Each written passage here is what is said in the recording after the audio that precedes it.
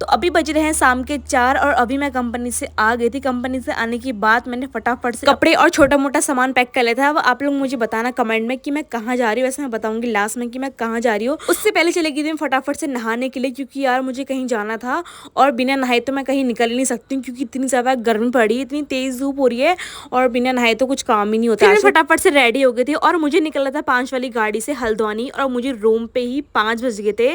तो मैं बता दूं आप लोगों को कि मैं हल्द्वानी क्यों जा रही हूँ। तो हल्द्वानी मेरी दीदी रहती है और मेरी भांजियाँ रहती है। तो मेरी भांजियों की पड़ गई समर वेकेशन की छुट्टी, तो उन लोगों को छोड़ना है टनकपुर। और मैं पहुंच गई थी बस स्टैंड। थोड़ी देर बाद पहुंच गई थी मैं हल्द्वानी, और हल्द्वानी पहुंचते मुझे लग गई थी इतनी ज़्यादा भूख, तो मैंने फटाफट से खा लेते मोमो। फिर उसके बाद मैं पहुंच गई थी टेम्पो में, क्योंकि यहाँ से भी कम से कम 12 किलोमीटर दूर था मेरी दीदी का घर। और घर पहुँचते मुझे मिली अपनी प्यारी सी भांजी, जो मुझे देख के एकदम खुश हो गई थी। उसके बाद लेकर आ गई थी दीदी यहाँ पे खाने के लिए चाउमीन, जो कि मैं ही लेकर आई थी इन लोगों के लिए। और वैसे ही मुझे बहुत ज़्यादा भूख लगी थी, तो इसे खा के तो मैं एकदम मस्त हो गई थी।